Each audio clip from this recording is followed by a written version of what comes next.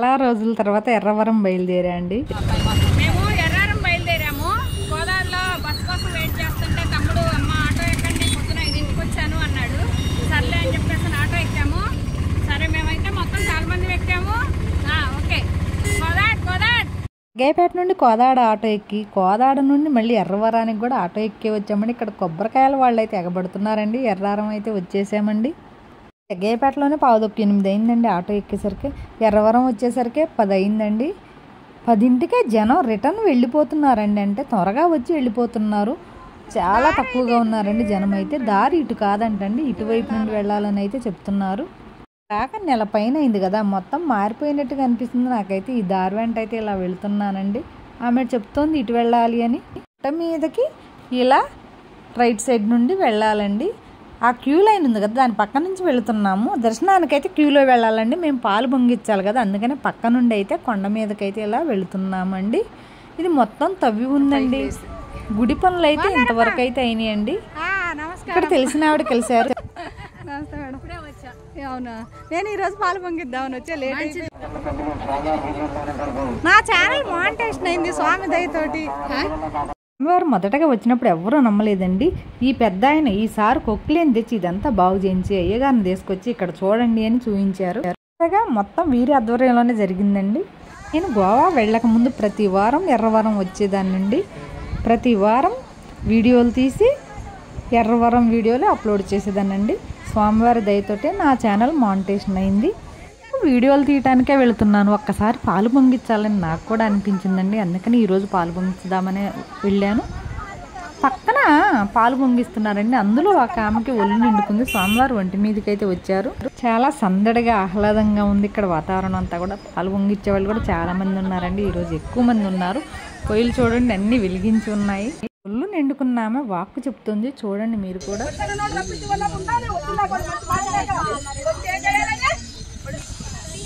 అక్క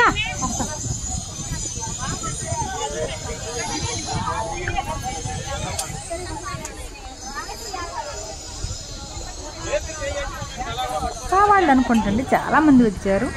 పాలు పొంగించడానికి కట్టెలు ఉంటాయో ఉండవని నేను ఇంటి దగ్గర నుండి సంచిలో కట్టెలు కూడా తీసుకువెళ్ళానండి.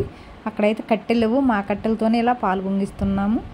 బాగా వస్తుందని ఇలా రేకు అడ్డు పెట్టుకున్నాము. అక్కడ పెట్టేవనే కాకపోతే అవి జారిపోతే మళ్ళీ సరిచేసాము. ఎక్కువగా తోలడం వల్ల పొగ కూడా బాగా వస్తుందండి. కాకపోతే గ్యాస్ పొయ్యిలు కూడా అద్దెకిస్తున్నారు. అక్కడ పక్కన బోర్డు రాసి అయితే ఉందండి. నేనైతే గ్యాస్ తీసుకోలేదు, కట్టెల పొయ్యి మీదనే పాలు పొంగిస్తున్నాను. ఎందుకంటే కట్టెలు తీసుకుని వెళ్ళా కదా. ఇక్కడైతే నామాలు పెట్టుకోవచ్చండి. ఇవన్నీ ఏర్పాట్లు చేశారు. మనమే అద్దంలో చూసుకుంటూ పెట్టేసుకోవచ్చు.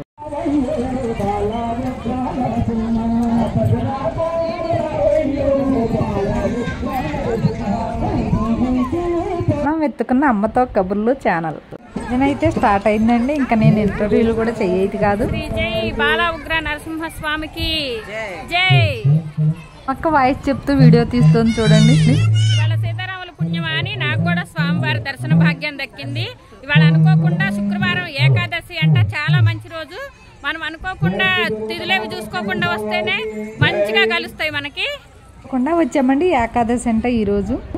దర్శనానికి వెళ్ళినప్పుడు కూడా క్యూ లైన్లో నేను వీడియో తీస్తున్నాండి. నేను కనబడాలని కాదండి, వచ్చిన భక్తులందరూ ఇలా ఉన్నారని చూపించడానికి మాత్రమేనండి. దగ్గర దర్శనానికి వచ్చిన భక్తులు బాగానే ఉన్నారు క్యూలో. చూడండి, స్వామివారిని మీరు కూడా దర్శించుకోండి.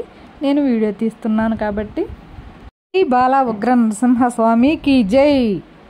రష్ కొంచెం ఉన్నా కానీ స్వామివారి దగ్గర అయితే మంచిగా దర్శనమైందండి.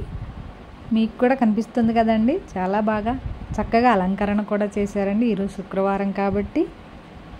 పక్క నుండి అయితే ఉగ్ర నరసింహ స్వామివారు కూడా కనిపిస్తారు చూడండి. ఇప్పుడు బయటకు వచ్చేసాము. నాగేంద్రుడి దగ్గర అయితే ఇలా పూజ చేస్తున్నాము. తెచ్చుకున్న కొబ్బరికాయలు ఇక్కడ పసుపు కుంకుమ పూలు వేసిన తర్వాత నాగేంద్ర స్వామి దగ్గర అయితే కొబ్బరికాయలు కొడతామండి. స్వామివారి దగ్గర ఏం కోరుకుంటామో అదైతే నమ్మకంతో ఉంటే అదే జరుగుతుందండి. స్వామివారు మన నమ్మకాన్ని ఒమ్ము చేయకుండా మన కోరిక అయితే తీర్చేస్తాడండి. అలాగే నా ఛానల్ మానిటైజేషన్ కావాలని కోరుకున్న స్వామివారిది అయితే అయిందండి.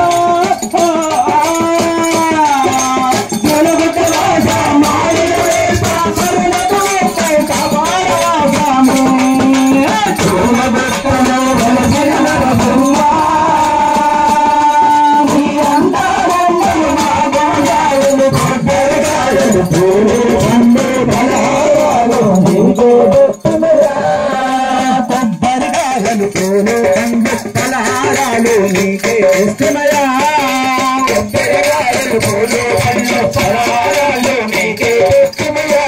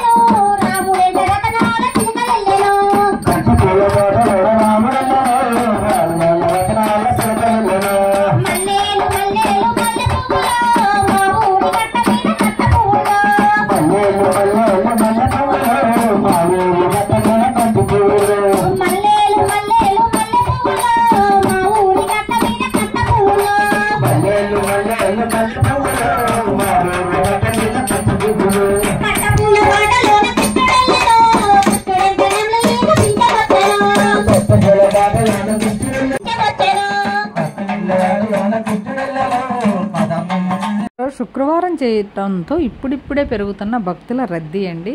ఎర్రవరంలో ఈ విధంగా ఉంది. ఇక్కడ ప్రసాదాల దగ్గర అయితే చూపిస్తున్నాను చూడండి. ఇక్కడ పానకం,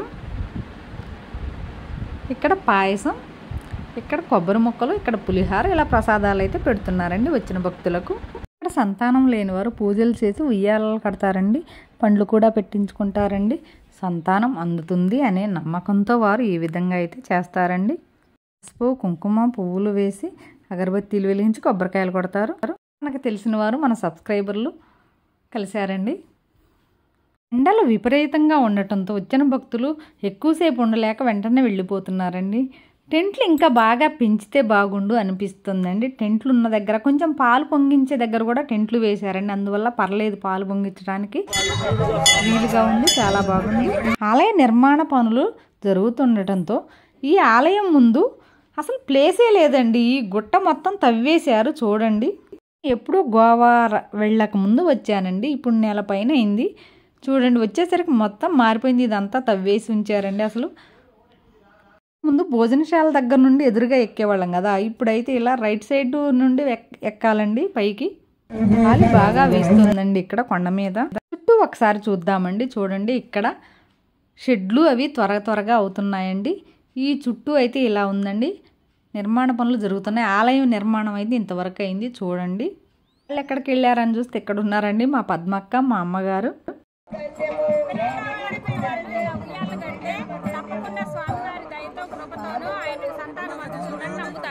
వాష్రూమ్కి వెళ్ళొస్తున్నామండి. ఇక్కడ టెంట్లు వేసి చల్లగా ఉంది, హాయిగా ఉంది. అక్కడ కాసేపు నించోవాలనిపించిందండి. ఇటువైపు నుండి మనం గుట్ట మీదకి ఎక్కాలండి. బాత్రూంల దగ్గర నుండి కౌంటరు, విరాళాలు ఇచ్చే కౌంటర్ దగ్గర ఎదురుంగ నుంచి ఇలా కొండ మీదకి ఎక్కాలండి. ఇప్పుడు మనం భోజనశాల వద్దకైతే వెళుతున్నామండి. వచ్చేసామండి. ఇక్కడైతే కుండల్లో నీళ్లు పెట్టారండి. ఎంత చల్లగా ఉన్నాయో. ఈ మంచినీళ్ళు తాగితే ఇక్కడే ఉండాలనిపించేస్తుంది. ఈ టెంట్ల కింద కూడా చల్లగా ఉందండి, హాయిగా ఉంది.